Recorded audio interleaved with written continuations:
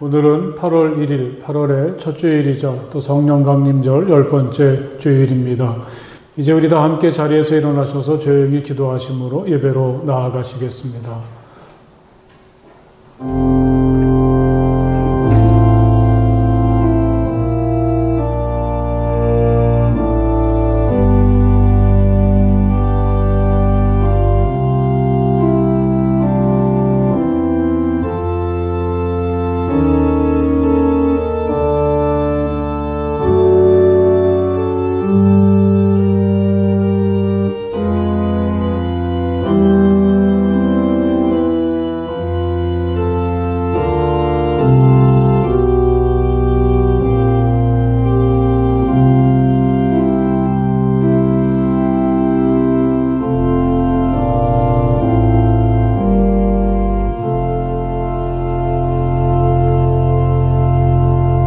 하나님, 주님은 나의 하나님입니다.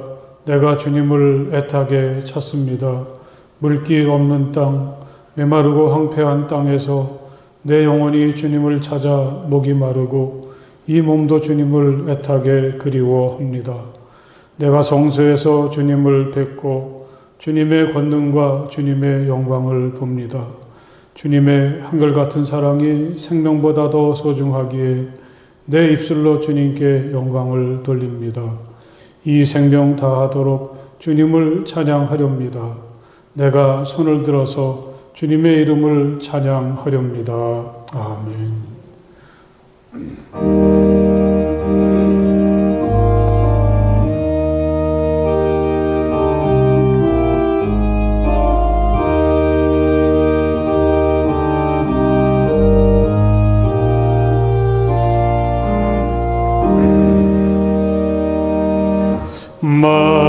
만유의 주제 존귀하신 예수 사람이 되신 하나님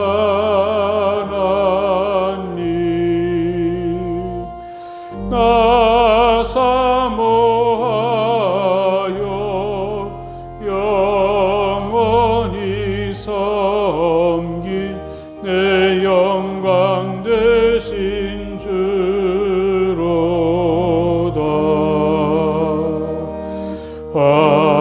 화려한 동산 무성한 저수목 다 아름답고 묘하나 순전한 예수 더 아름다워 봄 같은 기쁨 주시네. 광명한 해와 명랑한 저 달빛 수많은 별들 빛나나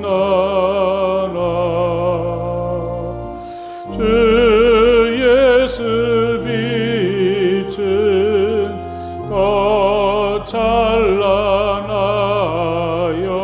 참 비교할 수 없도다.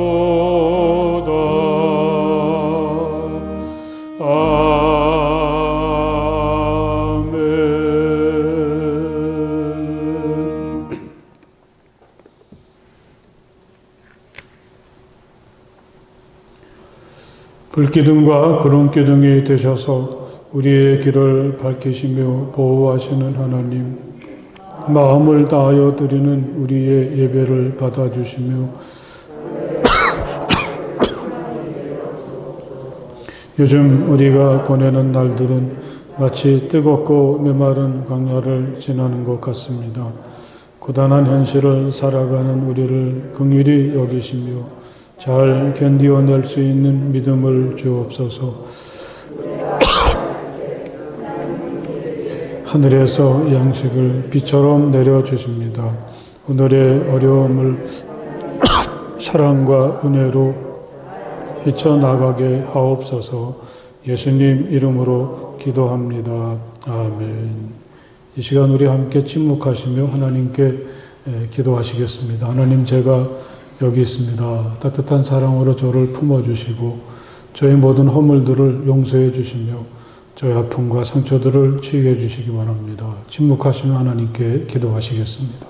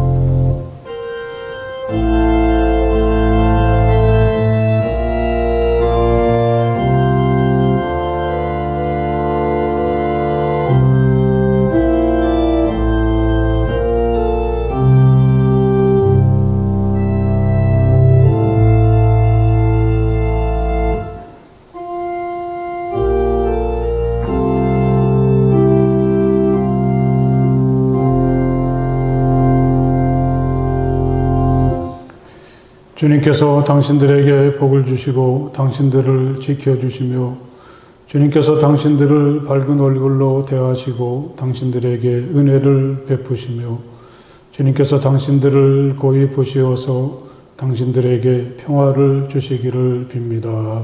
아멘.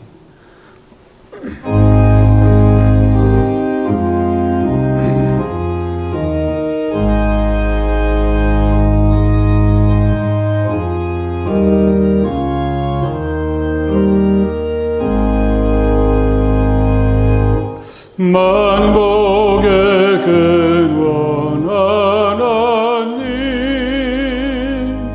온 백성 찬송 드리고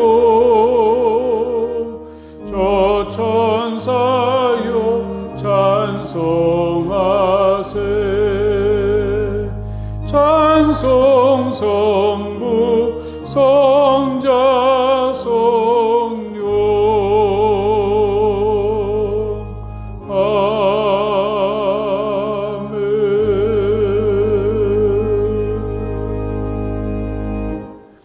다 같이 기도하겠습니다. 사랑과 은혜가 풍성하신 하나님 아버지, 지나간 한 주간도 주님의 크신 사랑과 은혜에 감사드립니다. 오늘 거룩한 주일 주님 전에 나와 오직 십자가의 보혈을 의지하며 신령과 진정으로 예배 드릴 수 있도록 성령 하나님 함께 하심을 감사드립니다. 원하고 기도하옵기는 주님의 자비하심과 말씀의 권능으로 저희를 깨우시고 살아 숨쉬게 하시어 겸손하게 승리하게 하시옵소서. 사랑의 하나님 아버지, 성암재단에 속한 모든 성도님 가정마다 축복하여 주시고 그들의 가정에서 하나님 앞에 기도하고 간구하는 모든 기도를 주님께서 들어주시고 친히 응답해 주시옵기만을 간절히 빌고 원합나이다. 이 시간에도 질병으로 인해 몸이 아파서 괴로워하는 성도님들이 많이 있습니다. 이 시간 예수님의 피 묻은 손으로 안수하여 주셔서 하루빨리 건강이 회복될 수 있도록 도와주시옵소서. 또한 성황교회를 사랑하여 주셔서 모든 성도들이 기쁨으로 한자리에 모여 사랑과 교제를 나누며 온전한 예배를 드릴 수 있도록 코로나19가 소멸되게 하여 주시옵기만을 간절히 바라옵나이다. 사랑의 하나님, 이 나라의 의정자들이 자신의 권력과 기득권을 유지하는 데만 관심을 두지 말게 하옵시고 주님의 뜻으로 지혜를 주셔서 바른 생각과 바른 판단으로 국민과 함께하며 이 어려운 위기를 극복할 수 있도록 도와주시옵소서. 하나님, 코로나가 기승을 부리고 있습니다. 사회적 거리 두기로 인해 우리의 삶이 어렵고 힘든 가운데 있사오니 하루속히 모든 것이 회복되어질 수 있도록 주께서 인도하여 주시옵소서. 그리하여 하나님의 은혜로 코로나 방역과 치료에 성공하게 하시고 무너진 경제가 살아나게 하시고 일상이 회복되게 하여 주시옵기만을 간절히 바라옵나이다. 하나님 아버지, 이제 말씀을 전하실 목사님 성령의 기름을 부어주셔서 하늘의 권세와 능력으로 더하여 주시고 그 말씀이 우리 삶 가운데 능력으로 나타나게 하여 주시옵소서. 주님 앞에 힘들고 지친 주님의 자녀들 오늘 말씀으로 힘을 얻게 하시고 믿음으로 승리하게 하여 주시옵소서. 거룩한 주님의 날 성전과 가정에서 온라인으로 예배드리는 성함의 모든 성도님에게 삶을 축복하여 주시옵소서. 또한 예배를 위해 섬기고 봉사하는 헌신의 손길들을 기억하며 주시옵기만을 우리 주 예수 그리스도의 이름으로 감사하며 기도드리옵나이다. 아멘. 오늘 하나님의 말씀은 신약성경 요한복음서 6장의 말씀이 되겠습니다. 요한복음서 6장 16절에서 35절까지의 말씀을 다 찾으십시오. 요한복음서 6장 16절에서 35절까지의 말씀이 되겠습니다. 이제 제가 봉독하겠습니다. 날이 저물었을 때 예수의 제자들은 바다로 내려가서 배를 타고 바다 건너편 가버나움으로 갔다. 이미 어두워졌는데도 예수께서는 아직 그들이 있는 곳으로 오시지 않았다. 그런데 큰 바람이 불고 물결이 사나워졌다. 제자들이 배를 저어서 10여리쯤 갔을 때였다. 그들은 예수께서 바다 위로 걸어서 배에 가까이 오시는 것을 보고 무서워하였다. 예수께서 그들에게 말씀하셨다. 나다, 두려워하지 말아라. 그래서 그들은 기꺼이 예수를 배 안으로 모셔들였다. 배는 곧 그들이 가려던 땅에 이르렀다. 그 다음 날이었다. 바다 건너편에 서 있던 무리는 거기에 배 한 척만 있었다는 것과 예수께서는 제자들과 함께 그 배를 타지 않으셨고 제자들만 따로 떠나갔다는 것을 알았다. 그런데 디베랴에서 온 배 몇 척이 주님께서 감사 기도를 드리고 무리에게 빵을 먹이신 곳에 가까이 닿았다. 우리는 거기에 예수도 안 계시고 제자들도 없는 것을 알고서 배를 나누어 타고 예수를 찾아 가버나움으로 갔다. 그들은 바다 건너편에서 예수를 만나서 말하였다. 선생님, 언제 여기에 오셨습니까? 예수께서 그들에게 대답하셨다. 내가 진정으로 진정으로 너희에게 말한다. 너희가 나를 찾는 것은 표징을 보았기 때문이 아니라 빵을 먹고 배가 불렀기 때문이다. 너희는 썩어 없어질 양식을 얻으려고 일하지 말고 영생에 이르도록 남아있을 양식을 얻으려고 일하여라. 이 양식은 인자가 너희에게 줄 것이다. 아버지 하나님께서 인자를 인정하셨기 때문이다. 그들이 예수께 물었다. 우리가 무엇을 하여야 하나님의 일을 하는 것이 됩니까? 예수께서 그들에게 대답하셨다. 하나님께서 보내신 일을 믿는 것이 곧 하나님의 일이다. 그들은 다시 물었다. 우리에게 무슨 표징을 행하셔서 우리로 하여금 보고 당신을 믿게 하시겠습니까? 당신이 하시는 일이 무엇입니까? 그는 하늘에서 빵을 내려서 그들에게 먹게 하셨다 한 성경 말씀대로 우리 조상들은 광야에서 만나를 먹었습니다. 예수께서 그들에게 대답하셨다. 내가 진정으로 진정으로 너희에게 말한다. 하늘에서 너희에게 빵을 내려다 주신 이는 모세가 아니다. 하늘에서 참빵을 너희에게 주시는 분은 내 아버지시다. 하나님의 빵은 하늘에서 내려와 세상에 생명을 주는 것이다. 그들은 예수께 말하였다. 주님, 그 빵을 언제나 우리에게 주십시오. 예수께서 그들에게 말씀하셨다. 내가 생명의 빵이다. 내게로 오는 사람은 결코 줄이지 않을 것이요 나를 믿는 사람은 다시는 목마르지 않을 것이다. 아멘. 네, 여러분 한 주간 동안 또 잘 지내셨습니까? 몹시 참기 힘든 더위 속에서 고통스러운 나날들이었는데 오늘 또 8월 1일 이 8월의 첫 주일에 하나님 앞에 나오신 여러분 모두에게 또 가정에서 이 시간을 기억하면서 하나님을 경건한 모습으로 예배하는 우리 모든 성도들에게 하나님께서 특별한 은혜와 복을 오늘도 내려주시기를 간절히 바랍니다. 할렐루야. 우리 앞에 계신 분들에게 하늘의 은혜와 복이 넘치시기 바랍니다. 함께 인사하십시오. 하늘의 은혜와 복이 넘치시기 바랍니다. 이 코로나의 와중에서 시작했던 이 신약 통독의 은혜가 이제는 성경 쓰기로 이어지고 있습니다.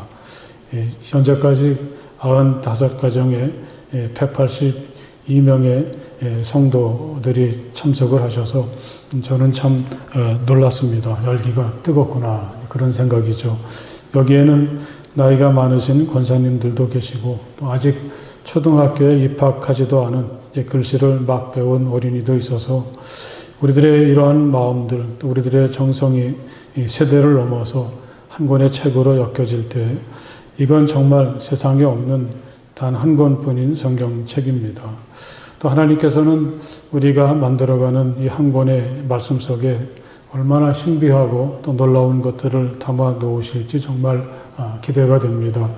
오늘까지 이제 용지와 또 펜과 여러 가지 필요한 것들이 여러분에게 배분이 되고 또 내일부터 이제 쓰기를 시작하실 텐데 여러분 그때 마치 숙제하듯이 빨리 해치울 생각하지 마시고 천천히 한자 한자 마음에 새기듯 여유를 가지고 쓰십시오. 그러면서 하나님은 내가 쓰는 하나님의 말씀을 통해서 나에게 어떤 걸 느끼게 하시고 또 어떤 말씀을 듣게 하시고 또 깨닫게 하실까. 우리의 눈과 귀와 마음이 하나님을 향하면서 하시길 바랍니다. 또 글씨를 좀 못 쓰면 어떻습니까? 그냥 있는 그대로 여러분들이 쓰시면 좋겠습니다. 뜨거움이 절정으로 향하는 시간에 이런 아름답고 또 소중한 일을 통해서 여러분도 그렇고 또 여러분의 가정에 더욱 하나님의 은혜가 넘치시기를 기대합니다. 또 마음에 새긴 말씀을 붙잡고 의지해서 이후에는 이 담대하고 두려움 없는 믿음의 길을 걸어갈 수 있는 우리 모두가 될 수 있기를 간절히 바랍니다. 기도하면서 쓰시고 또 우리 여러 성도들이 함께 이 일을 같이 마치 순례자처럼 하고 같은 길을 걸어가고 있는데 또 우리 다른 성도들도 큰 은혜를 깨달을 수 있도록 함께 격려하시고 기도하셨으면 좋겠습니다. 내년 3월이면 대통령 선거가 있습니다. 이제 모든 정치 일정이 그날을 중심으로 움직이고 있죠. 벌써부터 많은 사람들의 이름이 거론되고 있습니다. 이번 대선의 중요한 이슈는 역시 경제 문제가 되겠죠. 누가 우리에게 빵을 줄 것인가? 누가 우리들의 삶을 풍성하게 해줄까? 사실 우리들은 누가 대통령이 되더라도 뭐 거기서 거기지 그렇게 생각하면서 큰 기대를 하지 못하는데 이 대선에 발을 들여놓은 사람들은 마치 자기들이 메시아라도 된 것처럼 우리들의 빵의 문제를 해결해 주겠다고 목소리를 높이고 있죠. 예수님도 순간적으로 그런 유혹을 받으셨습니다. 지난주에 우리는 주님께서 어떤 아이가 가지고 왔던 보리빵 5개와 물고기 2마리로 이 성인 남자만 해도 5,000명을 먹이신 놀라운 이야기를 같이 읽었습니다. 그 자리에 있었던 사람들은 얼마나 감격했을까요? 이 감동도 그런 감동은 없는 거죠. 자기들이 배가 고프니 빵을 좀 만들어 주시오. 그렇게 부탁한 일도 아니지 않습니까? 그런데 이런 일이 일어났습니다. 아마 그들은 빵을 먹으면서 하나같이 그런 생각을 했겠죠. 아, 이분이 우리의 지도자가 되었으면 좋겠다. 우리에겐 로마 황제도 필요 없고 헤롯 왕도 필요 없어. 우리에겐 이 예수님만 있으면 돼. 예수가 왜 이런 사람들의 생각을 모르시겠습니까? 요즘 우리 정치가들 같으면 자기가 이런 기적을 행했다고 널리 홍보하고 사람들에게서 인기를 얻는 수단으로 적절히 이용했을 텐데 예수는 그렇지 않습니다.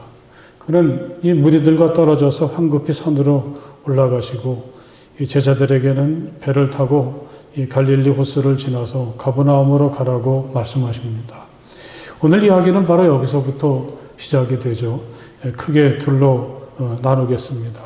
하나는 밤중에 제자들이 배를 타고 이 갈릴리 호수를 건너서 가버나움으로 향하는 그 길 위에서 일어난 일이고, 하나는 다음 날 다시 빵을 얻으러 이 가버나움까지 예수를 찾아온 사람들과 예수가 나누시는 대화입니다. 여러분, 그 배 안의 분위기를 한번 상상해 보십시오. 이 제자들도 대단히 흥분했을 것입니다. 살다 정말 이런 일은 처음입니다. 그동안 예수가 하셨던 기적들을 많이 경험했지만 이건 정말 생각할 수 없었던 일이 아닙니까? 이 빵 5개와 물고기 2마리로 어떻게 그런 일을 할 수가 있는 것인지, 이 군중들도 놀라워하고 예수를 왕으로 세워야 된다고 생각을 했지만 제자들은 아마 더 했을 것입니다. 이 기세를 몰아서 예수가 왕이 된다면 그야말로 이제까지 예수를 따르던 자기들도 높은 자리를 차지할 수가 있겠죠. 이 빈들을 떠나서 가버나움으로 향하는 배 안에서 아마 제자들은 이런 엉뚱한 생각과 기대감으로 잔뜩 부풀어 올랐을 것입니다. 예수가 산으로 올라가시면서 자기들만 갈릴리 호수를 건너가라고 하셨을 때에도 그들에겐 그건 그렇게 큰 문제가 될 수가 없습니다. 갈릴리 호수를 손바닥처럼 알고 있는 어부들이 있었으니까요. 하지만 날이 어두워지고 바람이 점점 더 심하게 불기 시작하자 제자들은 비로소 냉혹한 현실로 돌아오게 되었습니다. 이제는 예수가 왕이 되고 그렇지 않고 이게 중요한 게 아니라 이 가버나움까지 바다에 빠져 죽지 않고 무사하게 도착하는 일이 중요해졌습니다. 이제 그들은 자기들이 지금 어디 있는지, 잘 가고 있는지 그것도 잘 알지 못하는 채로 간신히 배가 침몰하지 않기를 바랄 뿐입니다. 오병이어의 기적을 목격한 이후에 마치 세상이 자기들의 것이 된 것처럼 흥분하고 기대감에 넘치던 제자들은 이 날이 다 지나지 않아서 바다에서 가장 위험한 순간을 맞이하게 되었습니다. 물론 이런 일이 언제든지 일어날 수 있겠지만 여러분, 이 타이밍이 참 절묘하지 않습니까? 이제 눈앞에 자기들의 세상이 활짝 열렸다고 생각했는데 불과 몇 시간 지나지 않아서 그들은 캄캄한 어둠 속에서 이 파도가 막 일렁이는 바다 한가운데서 지금 자기들이 어디 있는지도 모르고 어디로 가야 될지 더더욱 모르는 아주 비참한 신세가 되고 말았습니다. 그런데 그들은 그 바다에서 참 놀라운 경험을 하게 됩니다. 그 사납고 무서운 바다 저편에서 그들을 향해서 누군가 다가옵니다. 이 다른 복음서를 보면 그들은 그 존재를 유령이라고 생각했죠. 더 무서웠습니다. 그런데 그들이 유령이라고 생각했던 그 존재가 그들에게 더 가까이 다가와서 말을 건넸습니다. 나다, 두려워하지 말아라. 그분은 바로 나사렛 예수 그리스도이셨습니다. 아마 그들은 처음에는 믿을 수가 없었겠죠. 그러다가 이제 예수를 향한 믿음이 조금씩 생겨나게 됩니다. 이 마태복음서를 보면 이때 베드로는 예수님을 좀 확인하고 싶어서 또 예수님이 오셨다고 하니까 감격스러워서 선뜻 바다로 뛰어들죠. 주님을 보니까 그런 용기가 생겨서 예수님처럼 그도 바다 위를 걸었습니다. 하지만 바람이 다시 거세게 부니까 다시 무서워졌고 베드로는 물속에 빠져 들어가게 됩니다. 믿음이 적은 사람아, 왜 의심하였느냐? 주님은 베드로를 건져주시면서 그렇게 아쉬워하셨습니다. 사랑하는 여러분, 이분이 바로 우리 주님이신 것을 믿으시기 바랍니다. 나다, 두려워하지 말아라. 이렇게 우리에게 말씀하시고 우리에게 다가오시는 분은 예수님밖에 없습니다. 홀로 제자들을 먼저 떠나보낸 후에 홀로 산 위에 머물러 계셨지만 그 마음은 항상 이 제자들을 생각하고 계십니다. 아무것도 볼 수 없는 캄캄한 밤이지만 주님은 사랑하는 자신의 제자들이 어디에 있는지 그걸 잘 아십니다. 그리고 그 밤에 바다를 걸어서 이 세상에서 시달리고 흔들리는 자신의 사람들을 찾아오십니다. 예수님께서 이렇게 바다 위를 걸어오셨다는 것은 세상의 그 어떤 것도 우리에게 오시는 주님을 막을 수가 없다는 것을 말하고 있는 거죠. 깊은 어둠이나 휘몰아치는 물결도 파도도 우리에게 오시는 예수를 막을 수는 없습니다. 나야 나다 주님이 이렇게 말씀하시면 주님의 그 말씀에 우리를 둘러싼 어둠은 사라지게 되고 흔들리던 마음도 평안해지게 됩니다. 사랑하는 여러분, 언제 어디서나 이런 주님을 바라보고 믿으며 살아가시기를 간절히 바랍니다. 여러분께 다시 말씀드립니다. 나야. 우리에게 그 밤중에 이렇게 하시는 분은 오직 예수님밖에 없죠. 그리고 나다 이 말이면 충분합니다. 거긴 어떤 수식어가 필요하지 않죠. 주님은 그냥 오직 한 분이신 바로 그 주님이십니다. 세상이 아무리 어둡고 성난 바다처럼 흔들려도 나다 두려워하지 마. 내가 있는 것을 아시고 바다 위로 나에게 찾아오시는 주님께서 그렇게 말씀하시면 우리에겐 더 이상 문제될 것이 없습니다. 사랑하는 여러분, 이분이 바로 우리의 주님이십니다. 어쩌면 요즘 우리들의 모습이 그때 그 제자들과 별로 다르지 않죠. 수많은 사람들과 뒤엉켜서 살아가지만 내가 혼자인 것 같고 아무리 주변을 둘러보아도 나를 도와줄 사람 없고 아무런 희망이 보이지 않는 캄캄한 어둠입니다. 하지만 내가 길을 잃고 흔들리는 곳 바로 그 자리에 주님이 나를 찾아오셔서 함께 하십니다. 나다 두려워하지 말아라. 주님은 이 아침에 우리들에게 이렇게 말씀하십니다. 할렐루야. 자, 두 번째 이야기를 해보겠습니다. 사람들은 놀랐을 것입니다. 이 다음날 아침 사람들이 배를 타고 어제 그 오병이어의 기적이 일어났던 그 자리로 예수를 찾아갔는데 놀랍게도 예수는 그곳에 계시지 않았습니다. 이 사실, 그것을 이제 요한복음에서는 굉장히 자세하게 언급하고 있습니다. 그들은 그때 제자들만 배를 타고 가는 걸 보았거든요. 혹시나 하고 다시 배를 타고 가버나움으로 갔더니 바로 예수가 거기에 계셨죠. 그들은 무척 혼란스러웠을 것입니다.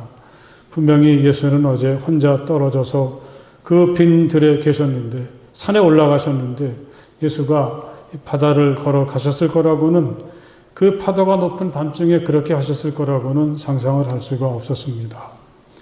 내가 진정으로 너희에게 말한다. 너희가 나를 찾는 것은 표징을 보았기 때문이 아니라 빵을 먹고 배가 불렀기 때문이다. 예수는 이러한 그들의 호기심은 무시하시고 아주 대뜸 이렇게 말씀을 하십니다. 아마 그들은 좀 놀랐겠죠. 어제의 예수가 아닌 겁니다. 어제는 그들이 빵을 달라고 하지 않아도 빵을 배불리 먹게 하셨는데 오늘의 예수는 어제와는 확연히 다릅니다. 하지만 생각해보면 예수가 하신 말씀은 틀리지 않습니다. 어제는 정말 배부르게 먹었습니다. 그때 그 기분 같아서는 예수님께서 주셨던 빵과 물고기를 그렇게 배부르게 먹었을 때에는 이젠 정말 배가 불러. 더 이상 뭐가 필요 없어. 영원히 아무것도 먹지 않아도 될 것 같았는데 하루가 지나고 나니까 다시 배가 고프게 되고 미련이 생긴 거죠. 그래서 그들은 다시 예수께 찾아왔습니다. 여러분, 우리도 그들과 다르지 않겠죠. 이건 또한 우리들의 이야기이기도 합니다. 만일 우리가 어떤 날 저녁 한 끼를 정말 배부르게 먹었다면, 그야말로 더 이상 먹을 수 없을 정도로 먹었다면, 그때 마음으로는 이제 아무것도 안 먹을 거야. 며칠 정도는 그냥 안 먹고 지내도 문제 없을 것 같죠. 그런데 여러분 어떠십니까? 정말 그러십니까? 그게 아니죠. 이 다음날 아침이면 또 우리는 배가 고프게 되고 뭔가 먹을 것을 찾게 되지 않습니까? 이 이야기를 좀 일반적인 생각으로 우리가 받아들여 본다면 이 세상에서 사람들이 자신의 욕심을 충족시키고 자기네 욕구를 만족시키기 위해서 찾고 추구하는 것들, 과연 그것이 우리를 만족시킬 수가 있겠는가? 만약에 내가 어떤 대단한 것을 얻었거나 성취했다고 칩시다. 언제까지나 그게 나를 만족하게 하고 그때 그 기쁨이나 풍성함이 끝없이 지속되지는 않는다는 거죠. 당장은 만족할지 모르지만 그 간격이 식어지면 다른 좋은 것이 보이기도 하고 또 주변에 나보다 더 많이 가진 사람들, 더 좋은 걸 가진 사람들이 보이기 시작하면 우리들에겐 또 다른 어떤 그 굶주림이 생기게 됩니다. 너희는 썩어 없어질 양식을 얻으려고 일하지 말고 영생에 이르도록 남아있을 양식을 얻으려고 일하여라. 주님은 또다시 빵을 좀 얻어먹을까 하고 찾아왔던 그 사람들에게 대뜸 이렇게 말씀을 하십니다. 우리들에겐 아무리 먹어도 배가 부를 수 없는 썩어 없어질 양식이 있고 또 정말 주님이 나중에 말씀하시는 것처럼 배고프지 않도록 우리를 이끄는 영생하도록 남아있을 양식이 있다고 주님은 여기서 말씀을 하십니다. 썩어 없어질 양식이란 바로 그런 거죠. 어제는 배가 불렀는데 아침이 되니까 다시 배가 고파지게 되는 그런 양식들입니다. 이 정도 차지하고 이 정도 소유하고 있으면 이젠 아무런 욕심도 없고 만족할 것 같았는데 그렇지 못하게 되는 것들 말이죠. 오히려 더 많이 가져야 되고 더 많이 차지해야 될 것 같은 마음들을 가지게 하는 것들이 우리에겐 많지 않습니까? 여러분, 이런 것들은 결코 우리를 부유하고 풍성하게 할 수가 없죠. 우리를 욕심의 노예가 되게 만들기도 하고 우리를 결코 만족시키지 못하게 하고 부자유하게 만들고 마는 것들입니다. 예수는 당연히 우리들의 배고픔을 아시고 아무것도 없는 것에서 그 작은 것 가지고 모든 사람들이 먹을 수 있도록 양식을 공급해 주시는 분이십니다. 하지만 예수는 오늘 이 사람들이 기대하는 것처럼 우리가 배고플 때 단지 빵만 잔뜩 먹게 해주시는 그런 분으로만 기억되기를 바라지는 않으십니다. 아무리 빵을 배불리 먹어도 오늘 이 사람들처럼 그저 하룻밤만 지나면 우린 다시 배가 고파지게 되니까요. 적어도 주님께서 주시는 빵이 겉으로 보기엔 똑같은 빵 같지만 이 세상의 빵과는 다르다는 것을 주님은 우리가 좀 깨닫기를 바라고 계십니다.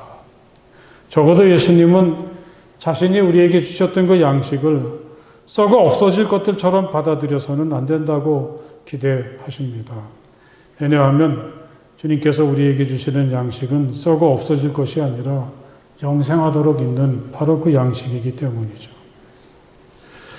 적어도 예수님께서 그날 그 많은 사람들을 먹이셨을 때 예수님의 마음속에는 단지 배만 부르게 하는 것은 아니었던 거죠. 그 빵을 먹은 사람들은 이제 단지 자기 배만 부르게 하기 위해서 오로지 더 많은 빵을 얻기 위해서만은 더 이상 살지 않기를 주님은 희망하셨습니다. 이 대목에서 문득 예수가 사역을 시작하면서 광야에서 받으셨던 그 시험이 생각났습니다. 그때 예수가 40일이나 굶으셨으니 얼마나 힘드셨을까요? 그 틈을 비집고 사탄이 예수를 유혹하지 않습니까? 내가 하나님의 아들이거든 이 돌들에게 빵이 되라고 말해보아라. 아무도 없는 곳에서 그런 능력이 있는데 또 40일 동안 굶었는데 자신을 위한 빵 하나쯤 만들어서 그걸 먹는다고 해서 누가 뭐라고 하겠습니까? 하지만 예수는 그것마저도 거절하시는 거죠. 사람이 빵으로만 살 것이 아니라 하나님의 입에서 나오는 모든 말씀으로 살 것이다.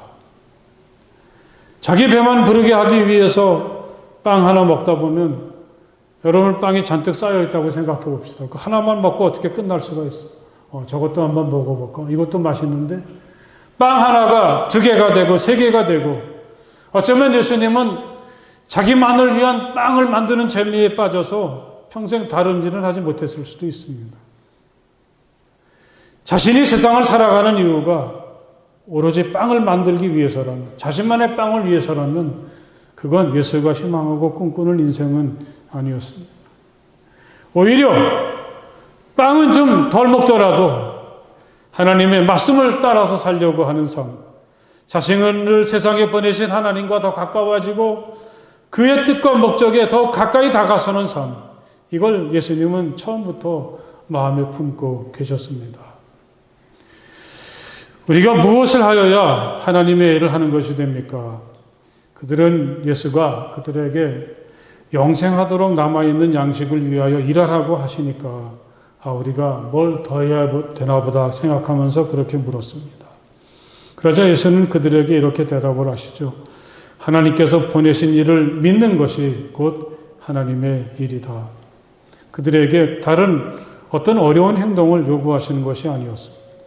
지금 자기들이 찾아온 자기들 앞에 서 있는, 어제 자기들 앞에서 빵 5개와 물고기 2마리로 그토록 많은 사람을 배부르게 했던 그런 표징을 보여주셨던 나사렛 예수, 그가 바로 하나님께서 우리에게 보내주신 그리스도로, 또 메시아로 믿으면 되는 거죠.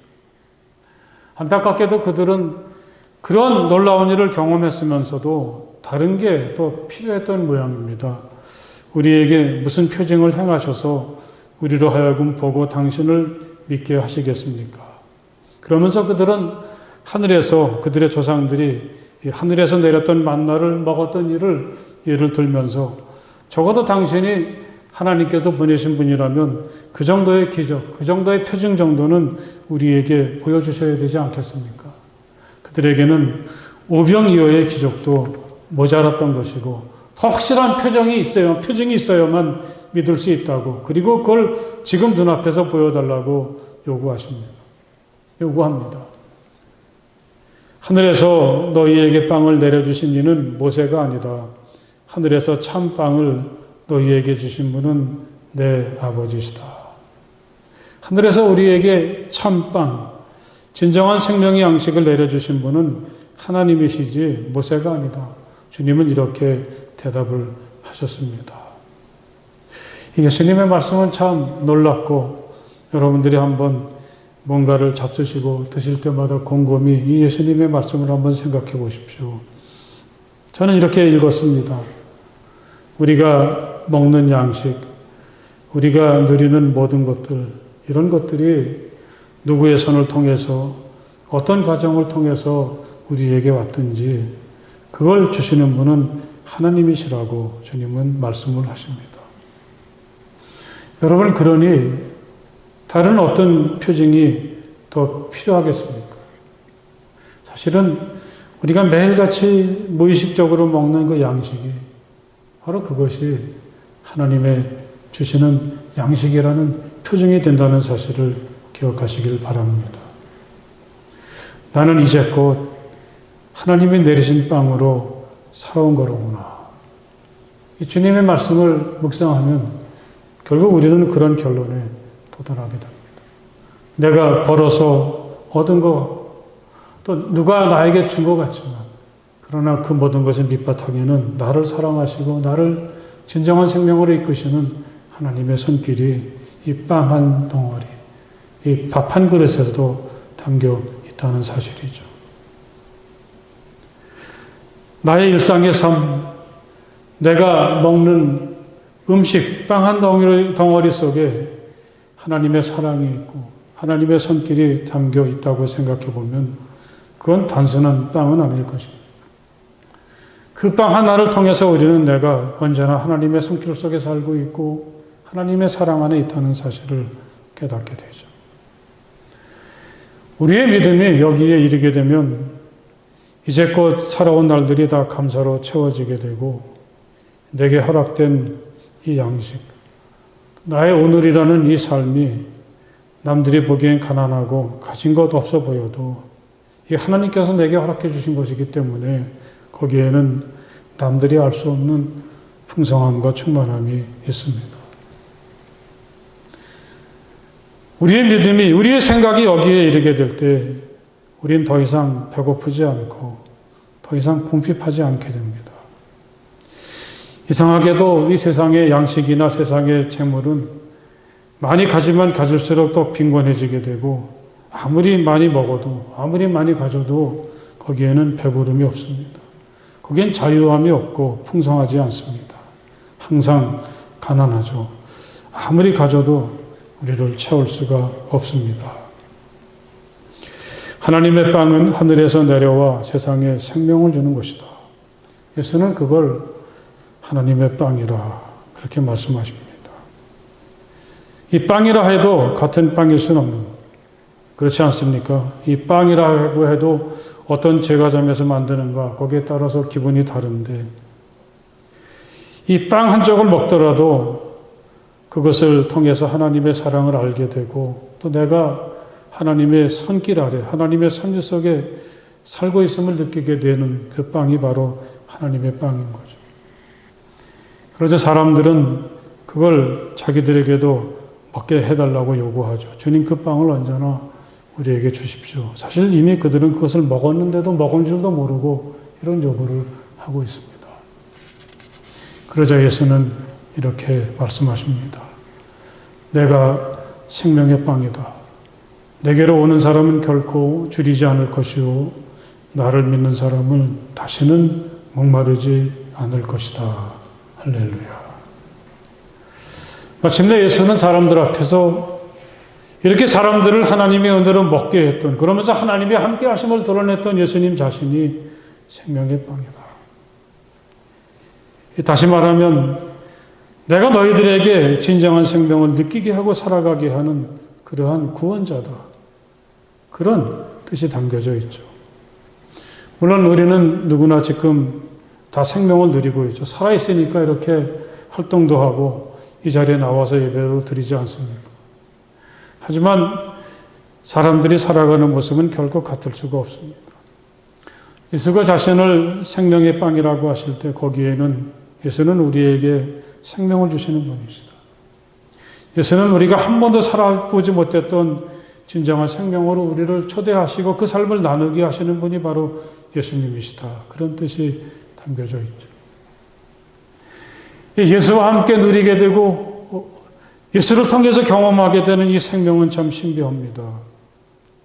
예수의 생명을 누리는 사람들은 결코 배고프지 않고 목마르지 않게 될 것이라고 주님은 말씀하시죠. 언제나 풍성하고 충만하게 살아가게 됩니다. 마치 전날 그들이 빵 5개와 물고기 2마리로 먹었을 때 그때 그 기분처럼 말이죠. 그날 예수가 수많은 사람들에게 빵을 주셨던 것은 사람들에게 예수가 누군지, 또 우리가 어떤 사람들인지, 무엇을 위해서 세상을 살고 있는지 알게 하시고자 하는 그런 뜻이 바로 담겨져 있습니다. 사랑하는 여러분, 우리에게 이런 하나님의 은혜가 충만하시기를 간절히 바랍니다. 우리는 이미 예수를 통해서 이 생명의 빵을 누리고 살아가는 사람들인데 그 생명의 빵이 가진 신비와 가치를 다시 한번 깨닫고 확인하는 우리가 되었으면 합니다. 세상은 우리를 점점 더 빈곤하게 하고 우리를 더 목마르게 하죠. 하지만 우리에겐 생명의 빵이신, 우리에게 진정한 생명을 주시는 예수가 계십니다. 예수가 우리를 진정한 생명으로 초대해 주시죠. 그래서 예수 안에 있으면 비록 우리가 세상에서 가난하고 늘 배고프고 목마를지라도 이 하나님의 사랑 안에서 풍성하고 넘치는 삶을 우리는 예수를 통해서 살아갈 수가 있게 되는 줄 믿습니다. 이 김강섭이라는 시인이 참 심오한 충고를 인생이란 시에서 우리에게 하고 있습니다. 너무 크고 많은 것을 혼자 가지려고 하면 인생은 불안과 무자비한 70년 전쟁입니다. 이 세계가 있는 것은 그 때문이 아닙니다. 신은 마음이 가난한 자에게 평화와 행복을 위하여 낮에는 해 뜨고 밤에는 별이 총총한 더없이 큰 이 우주를 그냥 보라고 내주었습니다. 예수님은 우리들에게 어디 좀 더 좋은 거 없나, 어디 맛있는 거 없나, 배부른 거 없나, 그런 우리들에게 내가 생명의 빵이야, 그렇게 오늘도 말씀을 하십니다. 하나님께서 우리를 먹이십니다. 우리가 먹는 모든 것들은 다 하나님의 은혜 속에서 우리에게 다가와지는 거죠. 이제까지도 그렇게 살아왔고 앞으로도 그렇게 될 것입니다. 사랑하는 여러분, 우리가 이 빵에 대한 욕심, 빵에 대한 염려, 빵에 대한 집착에서 벗어나면 그 빵이 진정 생명의 빵이라는 사실을 가슴 깊이 느낄 수가 있게 되는 거죠. 그럴 때 이 세상은 참으로 아름답고 눈이 부시고 우리 인생은 정말 살만한 가치를 누리며 살아가는 우리가 될 수가 있습니다. 할렐루야. 기도하시겠습니다. 하나님, 다른 어떤 더 좋은 것이 있는 게 아니라 우리가 무심코 당연한 듯이 누렸던 모든 삶이 하나님께서 우리에게 특별히 준비하신 생명의 빵이라는 사실을 예수님의 귀한 말씀을 통해서 깨닫게 도와주시니 정말 감사드립니다. 늘 허덕거리고 늘 배고픈 것 같고 늘 목마른 것처럼 살아온 우리들인데 이제 그런 삶에서 벗어나서 이 생명의 빵으로 오시는 예수님을 통해서 주님이 누리셨던 풍성함, 자유함, 또 놀라운 삶의 신비를 이제 마음껏 누리며 살아가는 우리 모두가 되게 하여 주시옵소서. 이 작은 것을 통해서라도 하나님께 감사하고 풍족하게 받아들이며 정말 목마르지 않고 굶주리지 않는 하늘의 삶을 살아가는 우리 모두가 될 수 있도록 복내려 주시옵소서. 예수님 이름으로 간절히 기도드렸사옵나이다. 아멘.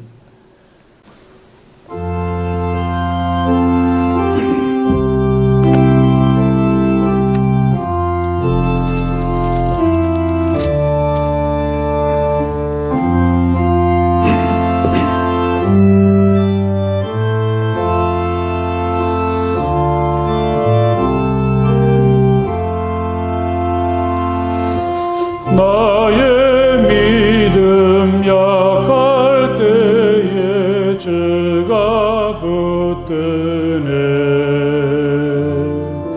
마귀 나를 꾀일 때에 주가 붙드네. 나를 붙드네.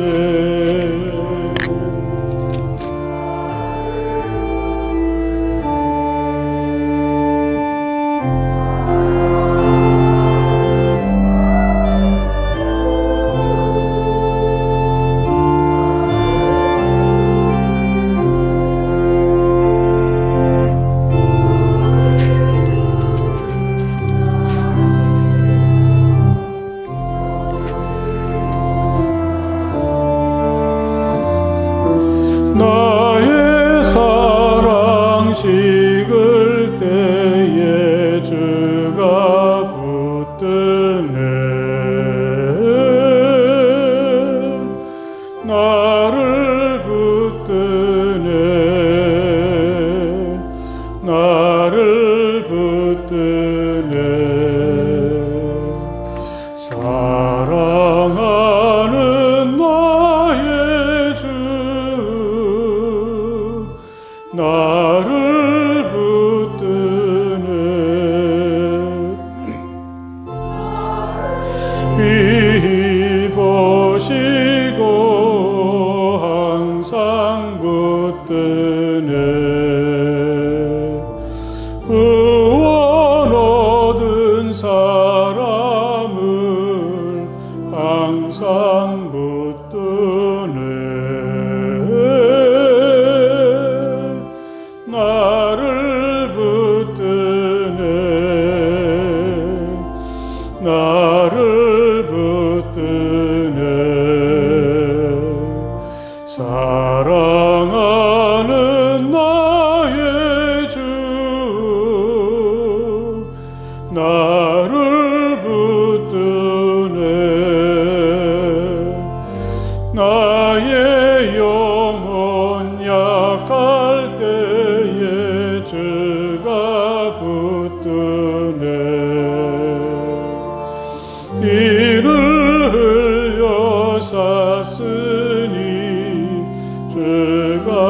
붙드네 나를 붙드네 나를 붙드네 사랑하는 나의 주 나를 붙드네. 할렐루야. 여러분 참 반갑습니다. 이곳에 오셔서 또 가정에서 예배하는 모든 분들에게 하나님께서 큰 복을 내려주시고 힘주실 줄 믿습니다. 옆에 계신 분들하고 반갑습니다. 함께 인사하십시오. 사랑하고 축복합니다. 인사하시기 바랍니다. 우리 신약 성경 쓰는 일, 마음에 새긴 말씀이라 그런 주제를 가지고 시작을 했는데 아마 이제 오늘까지 모든 쓰는 데 필요한 도구들이 다 여러분에게 돌아가면 이제 내일부터 쓰시게 될 텐데 정말 한자 한자 마음속에 말씀을 새기며 기도하는 마음을 가지고 차근차근 잘 쓰시기 바랍니다. 오늘 오신 분들 중에 아직 못 받으신 분들은 2층에 올라가시면 우리 곽전도사님이 잘 안내를 해주실 거고 또 혹시 여러분들이 이 말씀을 쓰다가 궁금증이 생기거나 또 어려운 일이 있을 때 우리 전도사님께 전화하면 잘 해결해 주시고 또 도움을 주시리라고 생각을 하는데 여러분 서로 격려하면서 축복하면서 이 귀한 일이 큰 은혜가 되고 또 힘이 되는 축복의 시간이 되었으면 합니다. 예배는 계속해서 또 우리 비대면이 2주간 동안 더 연장이 됐는데 이번 다음 주하고 그 다음 주에도 우리가 이런 8월 8일 주일까지 일단 이렇게 다음 주군요. 그때까지는 이런 형식으로 우리가 예배를 드려서 모든 예배를 영상을 통해 드릴 수 있도록 하고 자세한 방법은 다 여러분들이 익숙하실 줄 믿습니다. 새벽 기도도 다시 대면으로 할까 하다가 한 2주간 동안만 더 영상으로 하고 또 이 가정에서 영상을 통해서 또 많은 분들이 보시는 은혜를 받기도 하길래 그래서 그렇게 하도록 하고 그래도 꼭 아침에 교회 와서 기도해야 되겠다 그런 분들은 우리 박인관 집사님께서 일찍부터 문을 열어 놓으시니까 또 오셔서 자유로 기도하시고 또 하루를 시작하시는 것도 좋겠습니다. 아무쪼록 우리가 서로 볼 수는 없고 또 만나는 기쁨은 누리지 못하고 있지만 서로를 위해서 많이 기도해 주시고 격려해 주셨으면 좋겠습니다. 우리 함께 자리에서 일어나셔서 주기도문 찬송 함께 찬송을 부르시겠습니다.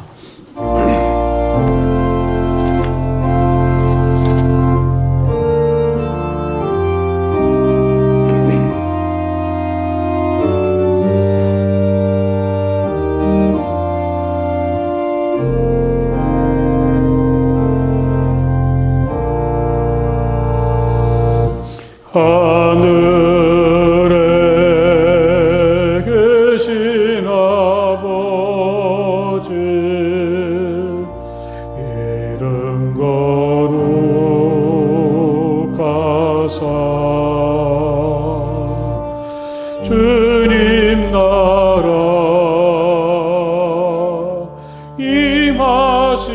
임하시고 뜻이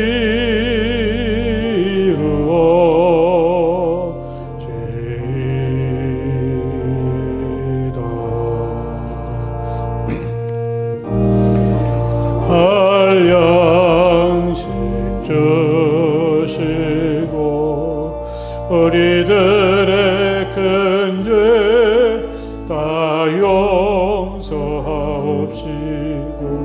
또 시험에 들게 마시고 악에서 구원하소서.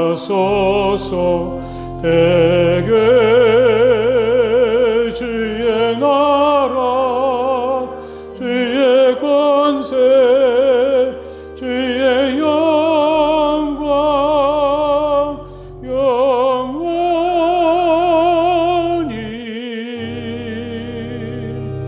아멘.